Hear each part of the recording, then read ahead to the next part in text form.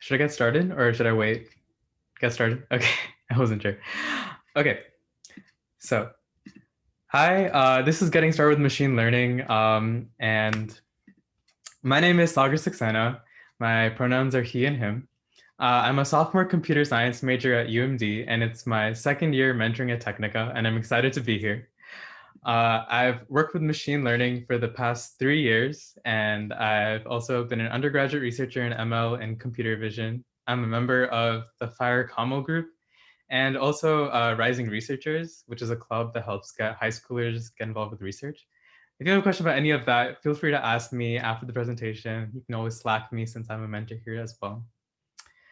So for the actual schedule today, we're going to go through 6 things. The first is we're going to talk about what is machine learning. Next, we're going to talk about how it works.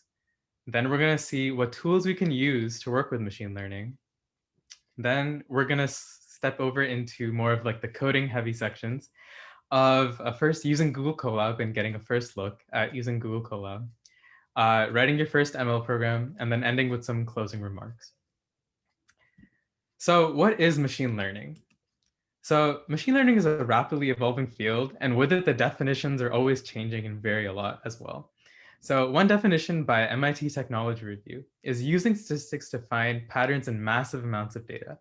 And here you can see they've asterisk massive because it doesn't necessarily have to be massive. It could even be small amounts of data that you can generalize to bigger amounts of data. Wikipedia says machine learning is the study of computer algorithms that improve automatically through experience.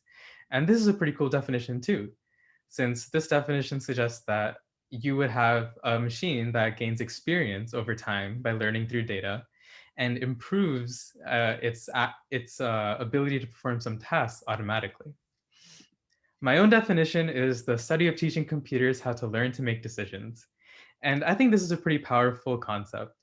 If you think about it, everything that humans do, that you do, requires making decisions. When you wake up in the morning and you decide what to eat, that's a decision. When you decide what to wear, that's another choice that you make. So basically, machine learning has like the potential of being able to do the same thing, same kind of learning and decision making that humans can. So a quick example of what machine learning looks like. Here we can see, like, we might start with like a data set of say cats and dogs. And this data set might be labeled for our own purposes. And you could have these images of cats and images of dogs, and you could have a model here. So basically what this model will do is it will take like an image of a cat, it will process it through, and eventually your output will show that, oh, it's a cat. And this will be a nice output. Sometimes it might just get it wrong and it might say it's a dog. But ideally you wanted to say it's a cat. So the different types of machine learning, there are 3 main types of machine learning. The first is supervised, where you learn with labeled data. The second is unsupervised, where you learn with unlabeled data. And the third is reinforcement, where you learn with rewards and punishment. So an example of a supervised model is YOLO v3. It's an object detection model.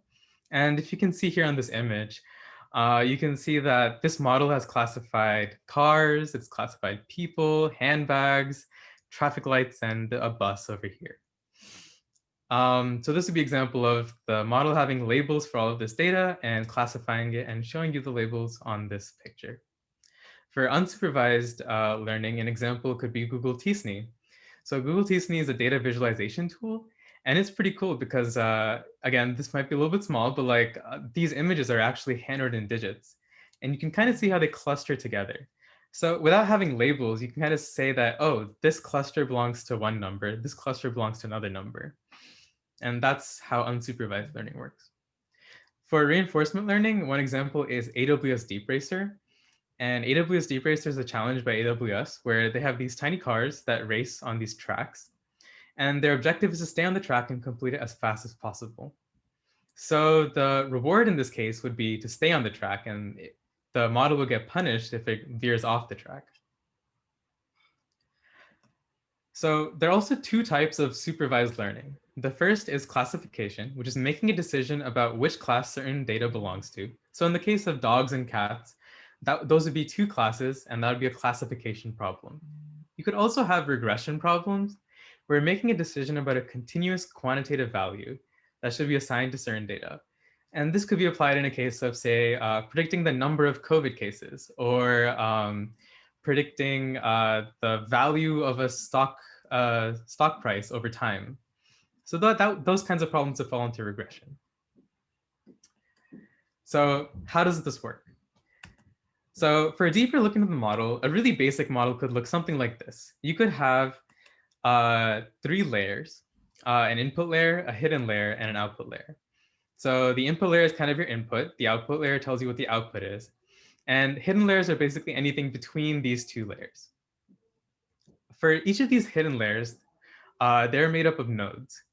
And at each of these nodes, there's an activation function. So basically what these activation functions do is that they take the input from the input layers. So you can kind of see these arrows going to each of these nodes, perform some calculation, and send some output to the next layer. For each of these arrows that are drawn, there's also a weight assigned to these edges. And these weights kind of tell you like the importance of a specific input node for a specific node in the next layer. So for example, a really high importance would mean that, oh, maybe this feature here, this calculation here is really important for whatever calculation comes here. And a low weight could mean it's not that important. So the weights happen on both sides. Basically, every edge has a weight. I've only shown a few of them here because it would take a long time to add a W to each one of these edges.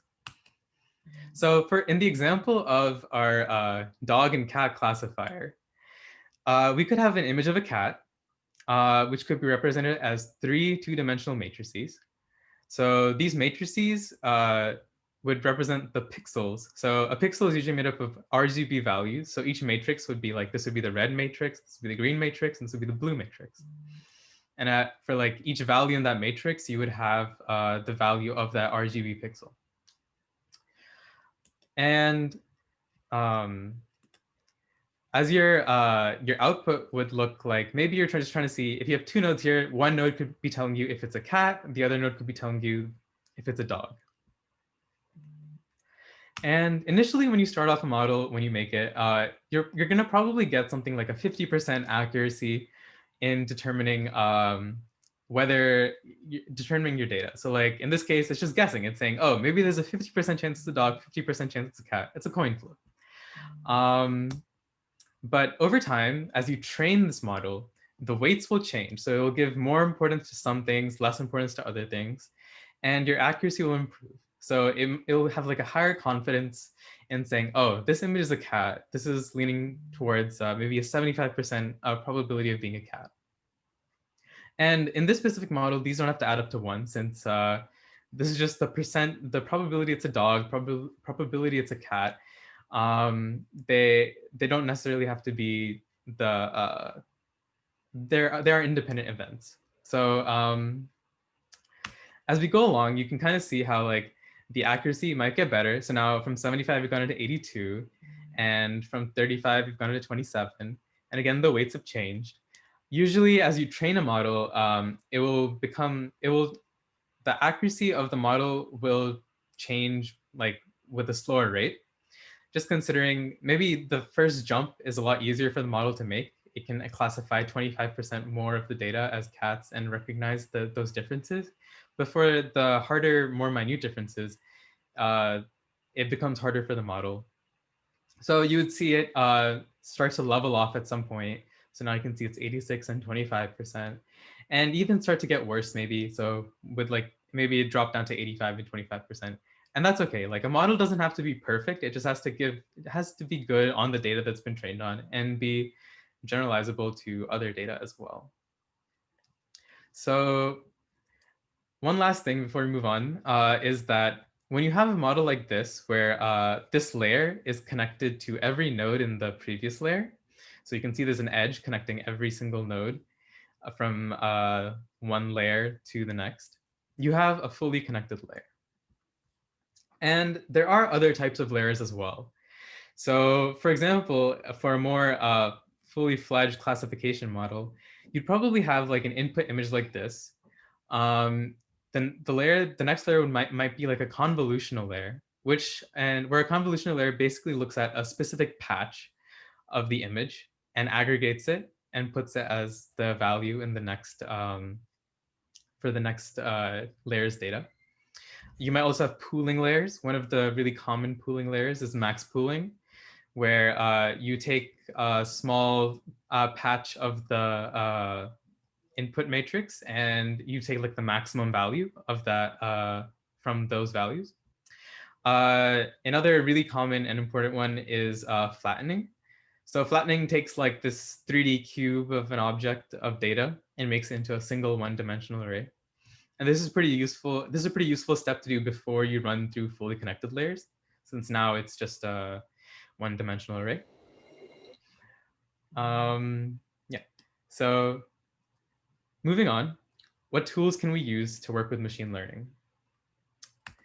So some really common tools and technologies that have been used with machine learning and data science in general are some of the following here. So NumPy is a library for working with multi-dimensional arrays and high-level mathematical functions.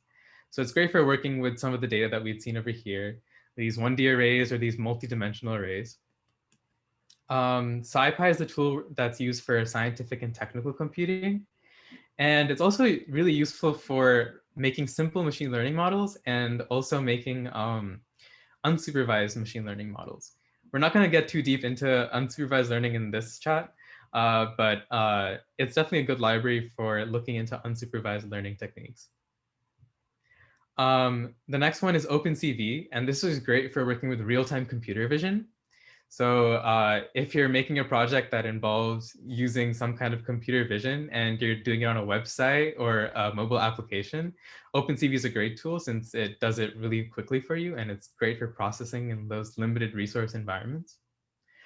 Pandas is a tool for data manipulation and analysis.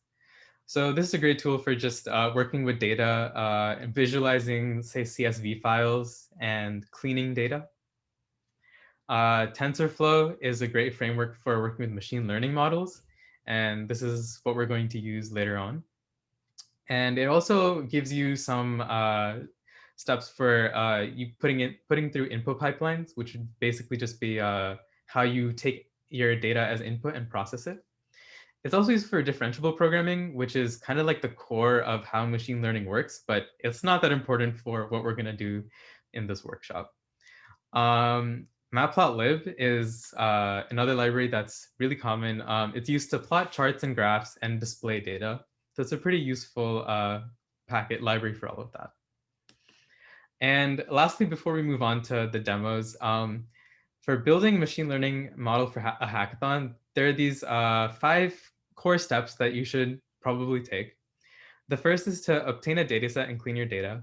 So if it's images, you might want to find the images that you're looking to classify.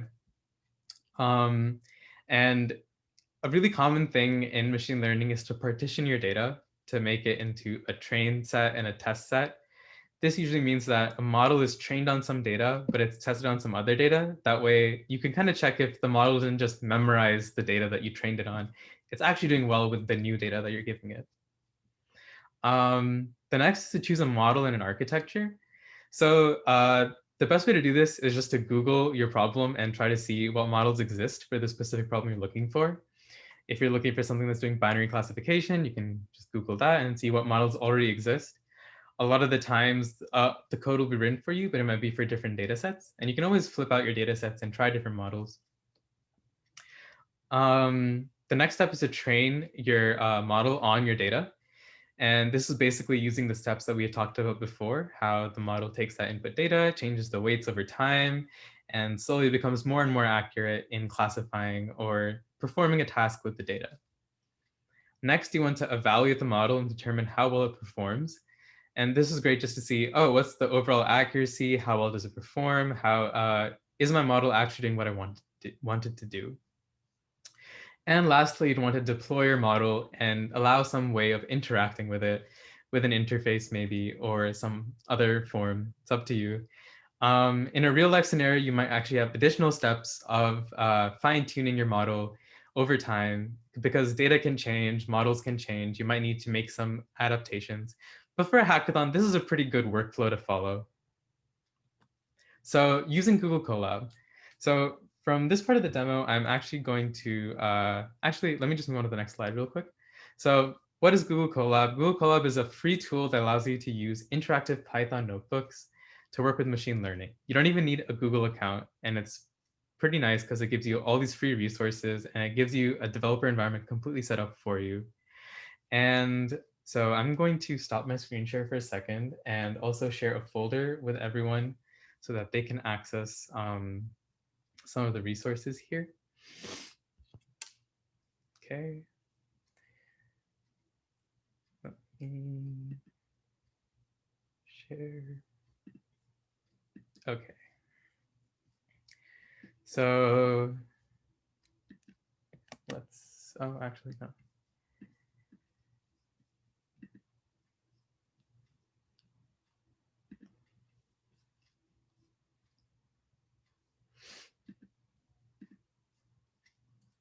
So I'm going to drop this into the chat. I also see there's a lot of,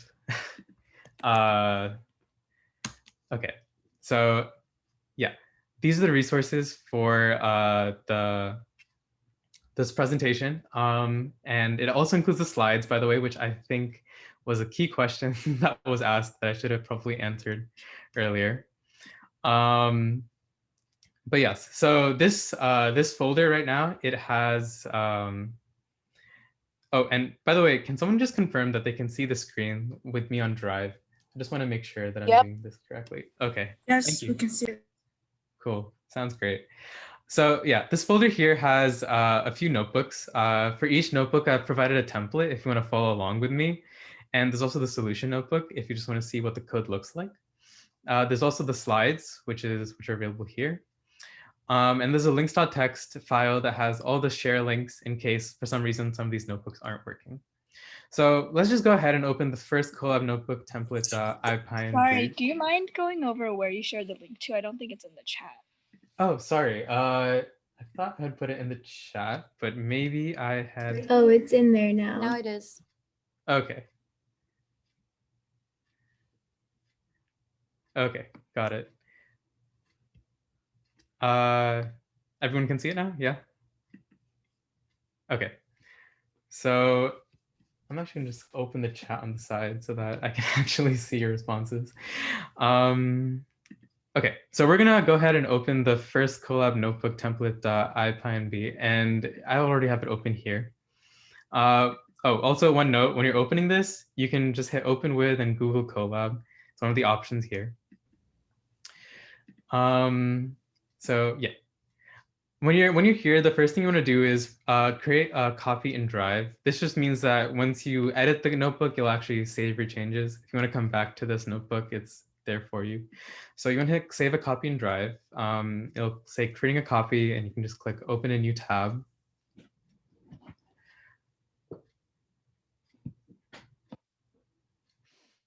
So great, yeah. So Colab is like super useful tool. Like I said before, it provides all the resources you need for working with machine learning, and it also gives you like free GPU resources and a fully set up environment. So you don't need to install many packages usually when using Colab. And to get started, you can really quickly just hit the connect button here at the top right corner. If you connect, it'll allocate some resources for you, and eventually it'll say initializing and connected. So if you want to add files to your current system, you can just hit this little folder icon here. And I'm going to go ahead and drag and drop an image. And I would say you guys should go ahead and do it as well, considering we're going to use that later on. So I have an image of a dog. I'm going to drop it here. Yeah, so for running code blocks, it's pretty simple. So for a hello world example, the classic hello world example, we can just do print and hello and world. And we can run this. And this is like a nice advantage of using interactive Python notebooks is that your code and your output is put right next to each other. So we can do a little bit more complicated example of printing a range of numbers. So let's just do for I in range 10. We can do print I. And as we do this, you can see that it prints the numbers from 0 to 9. let's do something a little bit more complicated. So using that image that we uploaded before into our files, let's try to display it. So I've imported two libraries for you, and well, two sub libraries of library. And this is from matplotlib. So to load an image, we can just say image equals mp image dot imread and the file path. So in our case, the file path for me is dog.jpg. If you're using a different image, it might be something else. And we can do plot.imshow. So this just says, I have my matplotlib plot. I want to show my image, and I want to show the image. And lastly, I want to do plot.show, which means show my plot.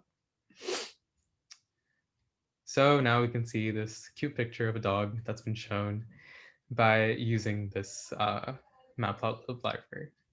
Now, if you want to do something like flip an image, we don't actually need to call these lines again. We don't need to import our libraries for the new code cell. We don't need to read the image in again. Yes, it is a random dog image. You can feel free to use any image that you want. It doesn't need to even be of a dog. Right now, we're just trying to show what happens when you use matplotlib.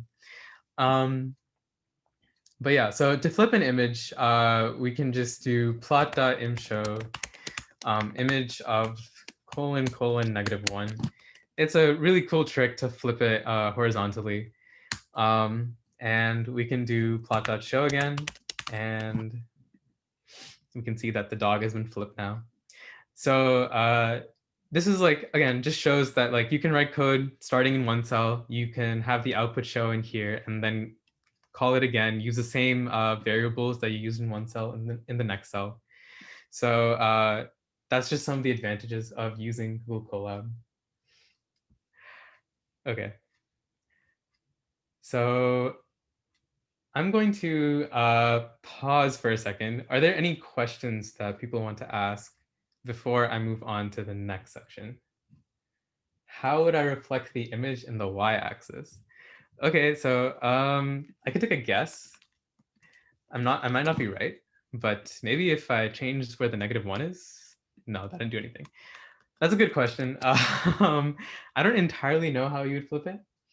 I'm sure you could, it would be like a quick Google search if I wanted to see. Oh, to upload the photo, so if you hit over to the file section, there's a little folder icon. You can drag and drop images, or like I just had like a image not shown on my screen that I just dragged and dropped. You can also click this little upload button, and it should show you your file system. And yeah, these notebooks are in the same format as Jupyter notebooks. Any other questions before I move on? Yeah, and it's definitely also great for sharing notebooks. So like, I know if you guys are working in teams, then you would want to share your work and be able to work on it simultaneously. So Google Colab's like Google Docs for coding. The only thing is you guys can't work simultaneously. It's just that it can be shared, and like if one person's working, they can work on it, and then if another person's working, they can work on it. But that's pretty nice. And yeah, PLT stands for plot. Like it's actually like PyPlot. It's been aliased as PLT, and it's pretty useful for making these plots here.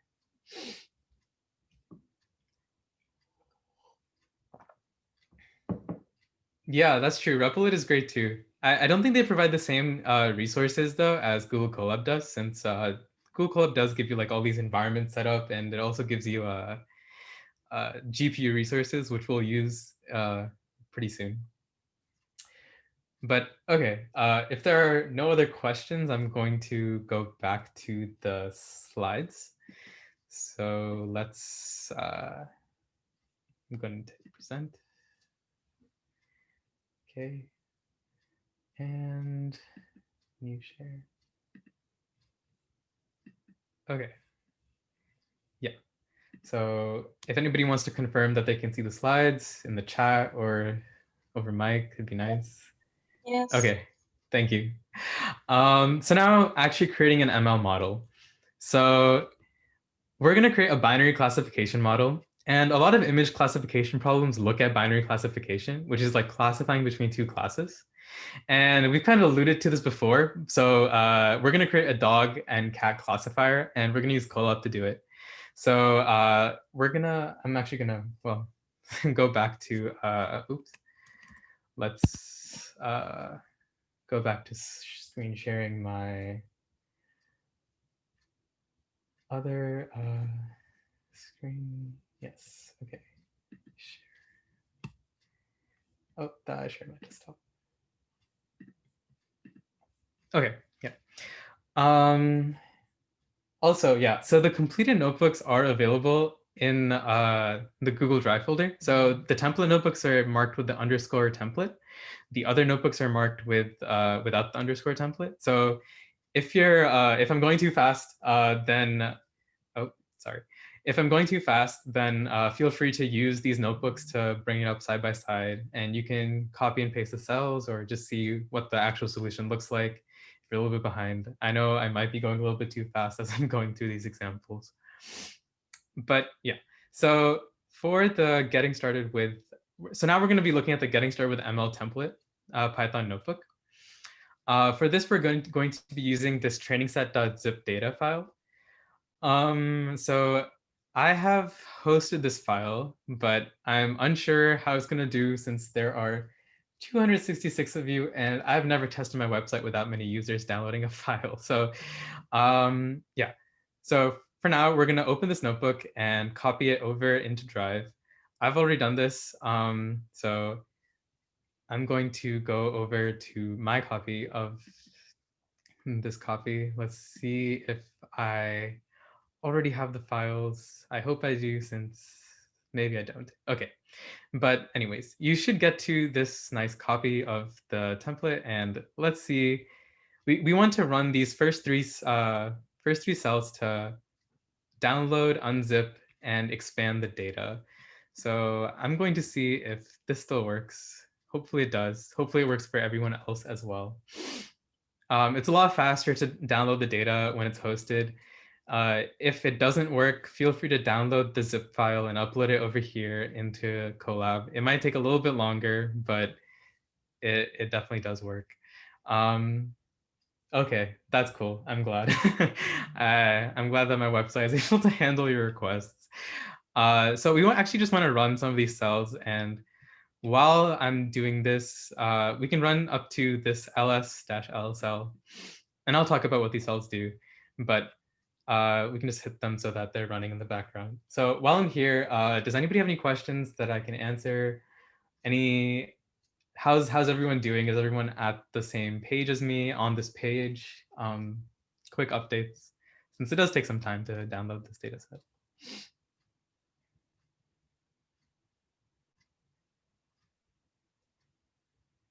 Okay. So punishing a machine really just means, like, it could just be like saying it's not like a standard punishment. It's just like a cost in numbers, really. Punishing and rewarding are good psychological terms for us to use, considering that's how we learn reinforcement learning in psychology. So in reality, you don't actually punish and reward a computer. No dinner for the computer sounds about right. So training a machine to change its weight to increase its accuracy, usually what happens is, as you train, you have like a specific loss on your output data. So usually what this means is, like, say you incorrectly classified like 25% of the images. So your loss might represent how badly it missed the mark. Using this loss, it can go back and fix the weights that it thinks that will improve this loss, make it smaller. And that's what happens. It's a lot of mathematical functions that involve linear algebra and multivariable calculus.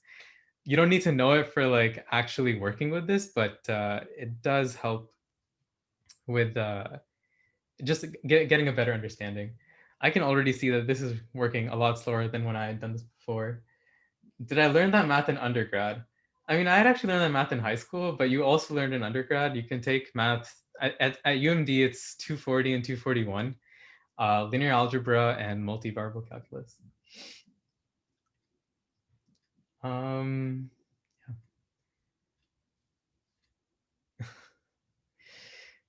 I imagine my server is not happy with everyone accessing my website at once.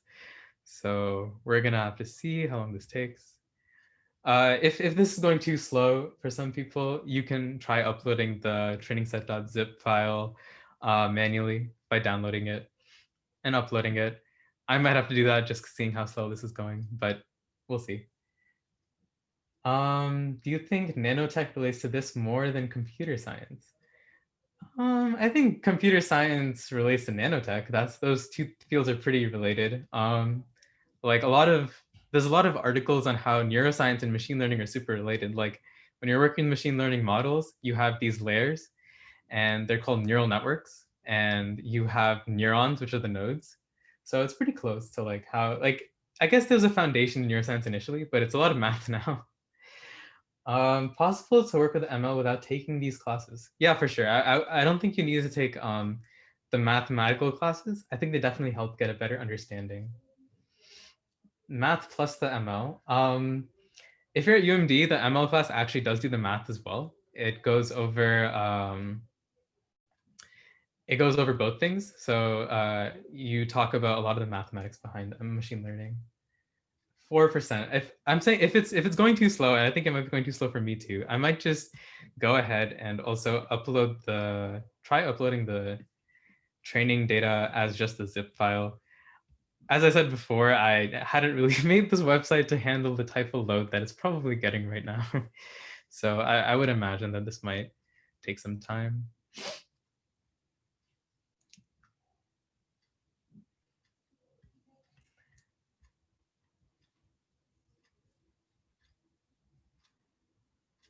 Yeah, like Google Colab is really slow at uploading the zip file. So if you're uploading a zip file, first you'd want to download it from this Google Drive folder. There's a trainingset.zip file. You can download it here. And once you're actually on Colab, then you can hit this upload button and choose the file from your downloads. I wonder which one will beat, which one will win out of these two. The zip file downloading from the website at now 97 kilobytes per second, or the trainingset.zip. Yeah, I think Priyanka also put it on the, oh, okay, she's linking the notebook.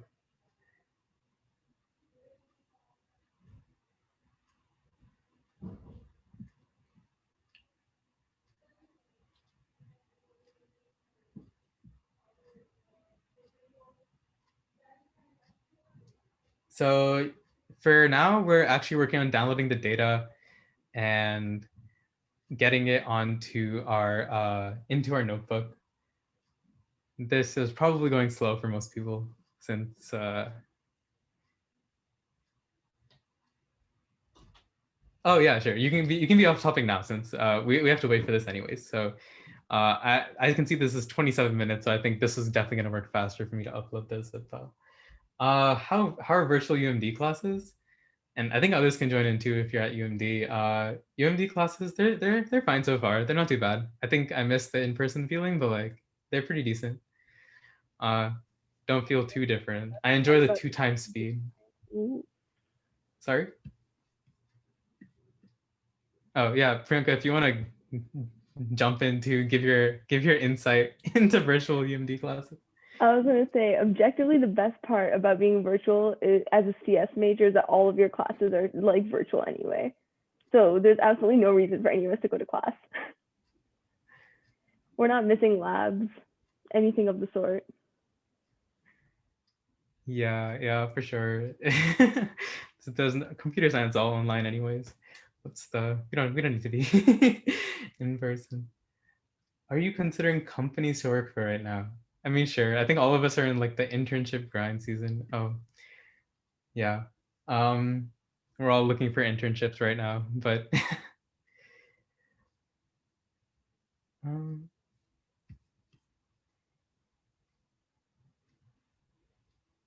2 times speed with professors is a blessing. That's completely true. I feel like some of my professors sound normal in 2 times speed. Pursuing CS in high school, classes. If there are computer science classes, I would say go ahead and take them. Those are great classes to take. A lot of the times, if you're taking some math classes, then linear algebra is definitely one that's really nice. Has a lot to do with like vectors and matrices, and kind of really similar to like how a lot of the things you might do in computer science are. Yeah. I don't know if there are any others here. Priyanka, do you have any classes you want to add? Because you're here. In high school, any classes you took? Oh yeah, Fire Combo Stream is really nice. It's a great way to get involved with machine learning. They really get you into like doing research, working with research papers, and getting started with working with machine learning. So a little bit more elaborate than what I'm going to be doing today, but it's great. I enjoy it. So I've enjoyed it so far.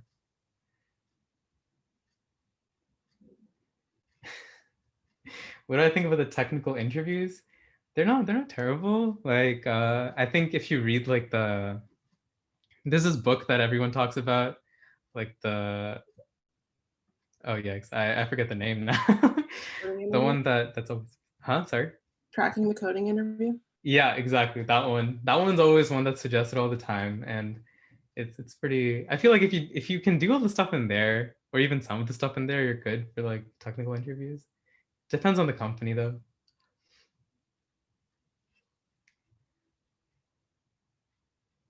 Online courses. There's this really nice GitHub that actually has a full CS like majors worth of course material on it, and that's available. So like that's a thing that you can actually do. You can do an entire CS major without actually ever doing a class. I think if you search that up, just CS major GitHub, you should be able to find it.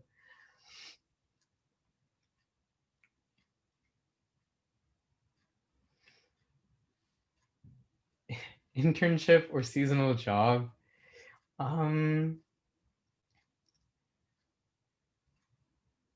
I mean, like, I think it's up to you. Like, I think both things are great. Personally, I like doing internships because they give me experience. Like, I'm more concerned about getting the experience than I'm about like getting like the wage or the pay. So like, internships are great because they give me some experience working in different fields of CS. So like, I've enjoyed it so far doing internships. As far as jobs, those probably give you really good experience too, just a different perspective and probably good money as well. Especially if you're just going into college, then it'd be nice to have some cash. Core source for machine learning. I think like you can find a lot of articles on machine learning mastery. That's a nice site. There's also like Pi image search. There's a lot of websites that tell you like how you can that guide you on how you can use machine learning.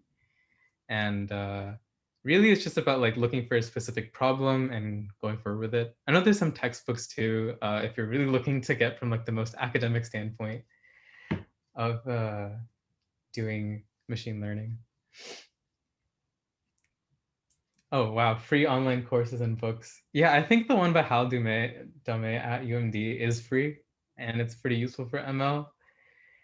I wonder, since we're just waiting for this, like this is definitely going faster. My upload with the zip file still very slow. Sorry about that. Yeah, I wonder if usually this getting it from the website takes 10 seconds. So I can already see how this is negatively impacting my download speed.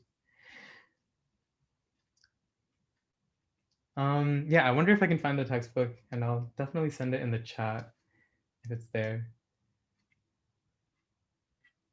An AP Comp Sci class with only 2 other people? That's kind of sad. Oh, the GitHub. Yeah, actually, let me, while we're waiting, I guess might as well. Let's see. GitHub, I wonder if I just search CS major. CS courses for, oh yeah, here. I'm gonna drop out. I'm gonna drop this in the chat. That's like a GitHub on quite literally like a full curriculum.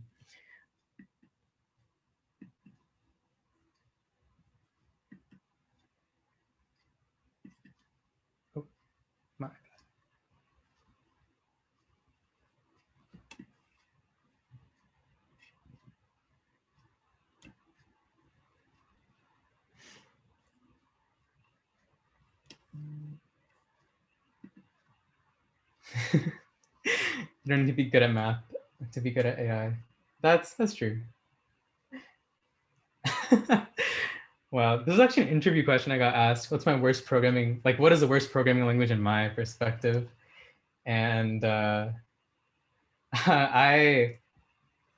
had said Java, and I know a lot of people are going to be like, that's maybe not the best language. That's the language they like, right? A lot of people like using Java, but for me, it's like Python's great because I can write code super easily and in Python notebooks, and it's really nice for that. And then if I really want speed and efficiency, I can use C and C++.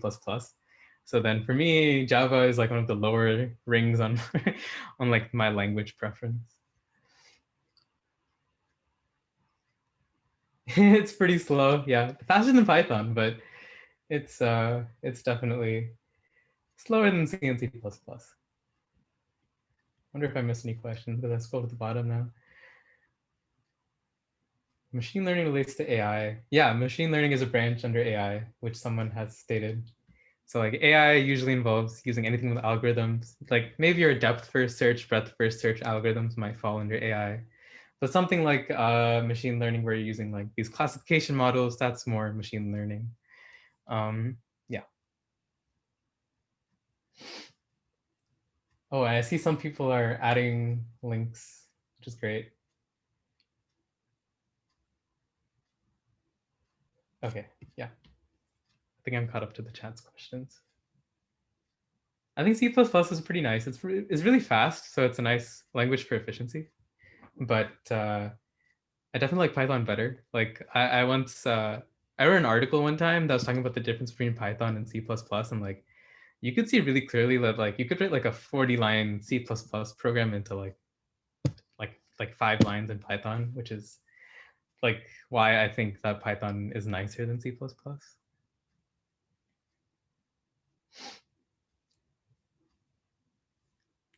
Oh, this is so close.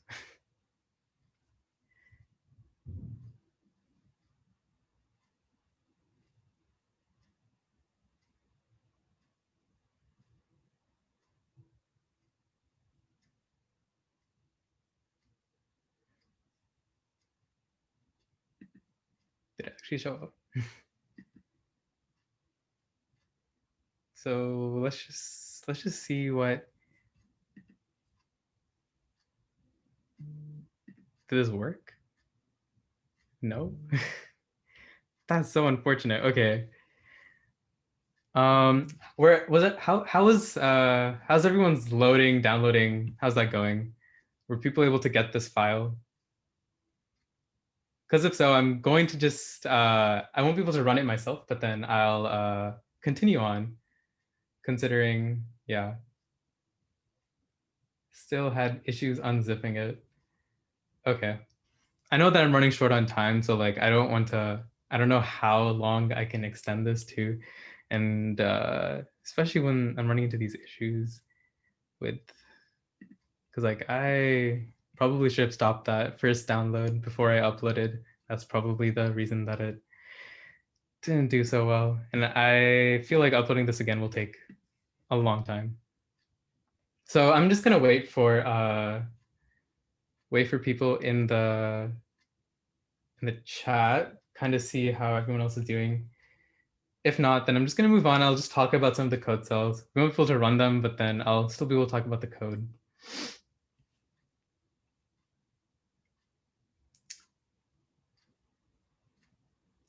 Okay, so one person was able to get it uploaded. I'll I'll take that as a positive sign. But I'm going to go ahead and start talking about these cells here. So obviously the first 2 cells, we're just getting the data and unzipping it. And yeah, my website's probably like at this point crashed since it got so many requests. But this first cell basically just does a 20/80 split. So I talked about before how when you're working with machine learning models and data, you want to do like a split in the data to separate the training data and the test data, just to isolate the data that the model learns on and the data that the model is evaluated on. Kind of like you would never want to see the test before you take it. So that's kind of like the intuition behind that one. TQDM. Oh, actually, I didn't actually use this one, but TQDM is pretty useful for like timing arrays. So like if you if I was to wrap this, and I can't do this right now, but like just wrap this in TQDM.tqdm, and like I'm processing through this array, this for loop, it will actually tell me how much time is remaining in the for loop. So it's actually a really nice library for doing that. I probably should have added it there, but I hadn't added that.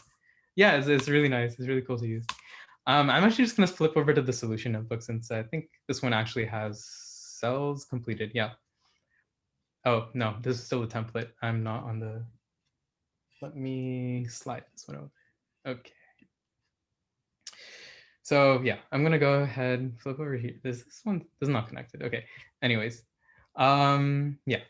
So this first cell just does that. It divides it into an 80-20 split. And I'd given the cell to you if you're on the template. Yeah, and like you can kind of see like the first class, which would be dogs in this case, has 10,000 in the training, 2,500 in the test, which is about what you'd expect from a 20-80 split. Next, we're going to like create a model. And for this model, we're using Keras, and you can actually use TensorFlow.Keras. I didn't use it here because I was going off of a guide, and the guide had used Keras, so I thought I'd keep it consistent. But in a lot of cases, you might also see like from TensorFlow .Keras, and that's usually where your imports come from.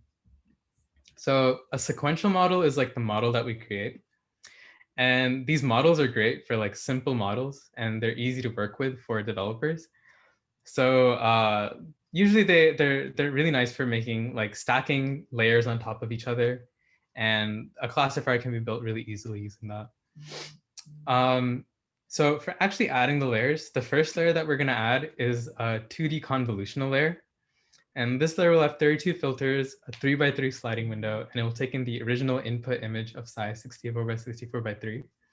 So to do this, to add layers to your model, you just do something like classifier.add, and you specify your layer. And we had imported our layers earlier here. So conv2D for convolutional 2D, max pooling for max pooling 2D, flatten for flatten, and dense is actually your fully connected layer that we had talked about before. So these are all the same layers that we had talked about before in the presentation. So to make like a convolutional 2D layer that has 32 filters, 3x3 sliding window, and an input shape, which is just what our image scales to, of 64x64x3, where the 64x64 is like the width and height, and the 3 is for like the RGB values. And we assign an activation of ReLU function. There are other activation functions too, but there's like ReLU is a good one to use. And usually when you're trying to choose an activation function, you just kind of go off of what people have done in the past. There's obviously research that goes on into like what these activation functions should be, as well as like what these other parameters should be. But for now, we're just going to go off what's already been done. Next, we had like a 2D max pooling layer and have a pool size of 2x2. So to do this, it's again pretty simple. You do classifier.add to add the layer. Then you use max pooling 2D and specify a pool size of 2x2 in this case. Next, you add your flatten. So far, we've been dealing with these layers that have been dealing with 2D data, but really we want to make it into a one-dimensional data before we use any fully connected layers. So we flatten our data using classifier.add flatten. So this is another layer that we add. Next, we add a fully connected layer that performs some calculations. And here we give it 128 nodes and use the reload activation function.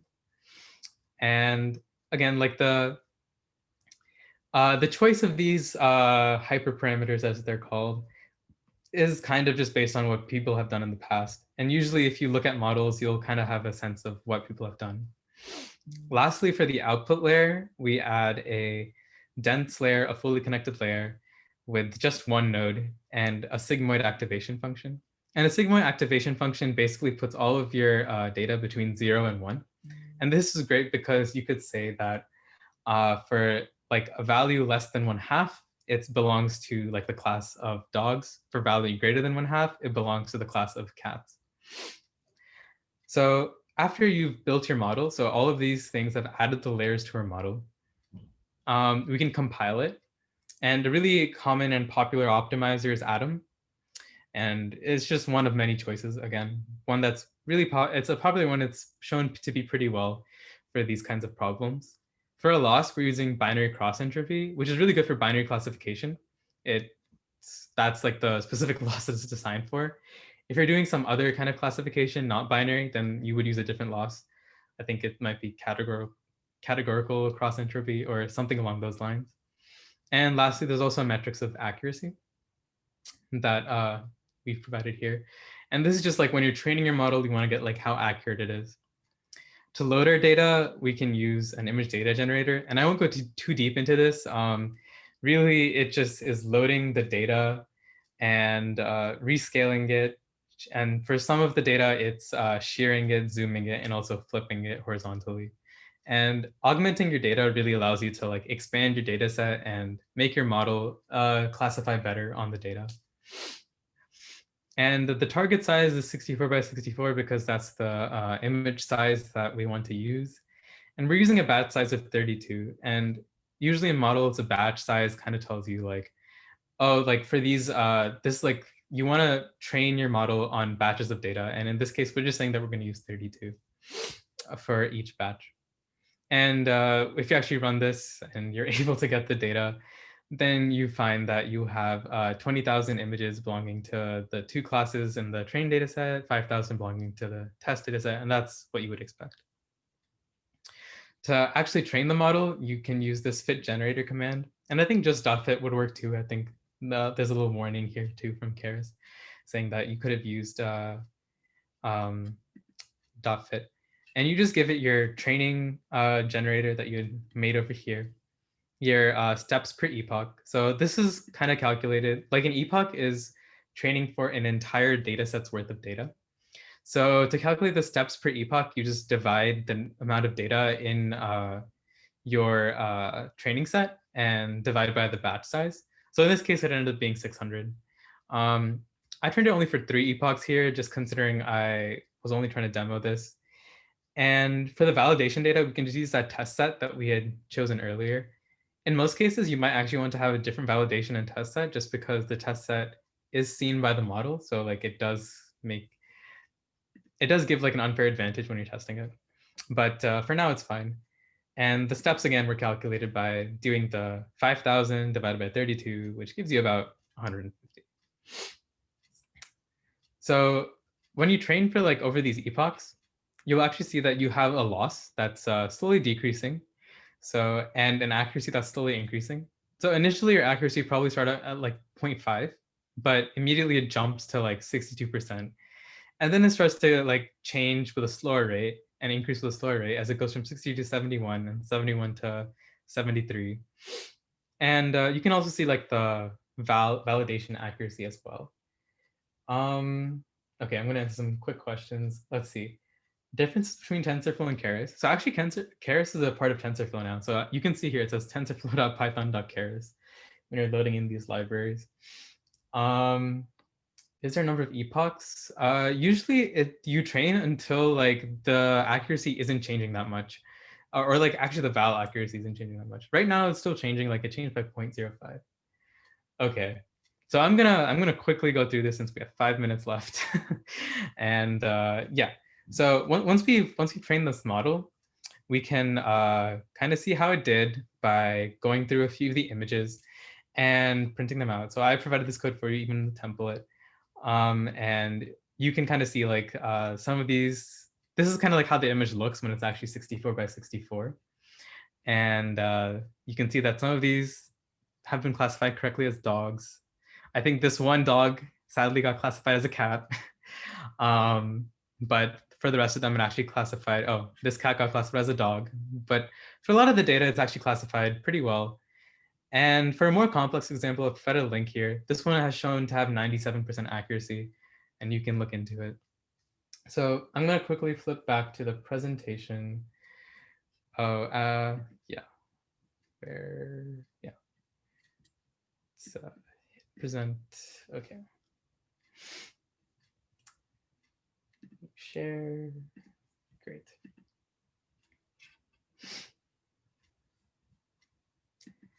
So for some closing remarks, we've only touched on like a very small part of machine learning, looking at image classification and binary classification at that. There's a lot more to machine learning. Like you can make speech models, language models. You can work with different types of data, such as I mentioned before, stock data. You can work with videos instead of images. So there's a lot more to machine learning and a lot more that you can explore and expand. There's a huge breadth to it. And some really cool examples that I'd just like to end with. One of the ones that I was doing research with recently was CycleGAN, and this was converting horses to zebras using an ML network. One that was really cool by OpenAI was hide and seek. So basically they had machine learning models play hide and seek against each other. And they kind of learned how to develop different strategies throughout the game. OpenAI also created a GPT-3, which is a language model. And this model can actually create websites and also create code. So like, it's kind of like the programmer's dream, right? Of like, oh, this model will create the code for me. This one by DeepMind was actually a model that could dream. And like, this is kind of like what a dream of machine learning model looks like. So that was just like a very, like, I don't really know what that means, to be honest, but like, it's just a cool thing to see. And another one by DeepMind was AlphaGo, which was a model that could play Go, and it actually beat, I believe, the top champion in the world at Go. So it was a pretty impressive model, especially given how complex Go can be. With that, I'd like to thank you all for coming to this presentation. I know that some of the demos definitely got delayed, especially with all the downloading issues and uploading issues. But I'm glad everyone came to this talk, and I hope you enjoyed this. Feel free to reach out to me on Slack with any other questions, and happy hacking, everyone. And one last thing, I created this slide deck using SlidesGo, so I know it's a nice aesthetic template, so it's great for like for final demos. Feel free to Slack me any questions. Again, I'm here as a mentor as well. All right, thank you so much for coming and hosting this workshop. Again, if you have any questions, please feel free to Slack Sagar. We also have a questions channel in our Slack if anyone would like to send non-ML related general technical questions there. I'm going to stop recording now.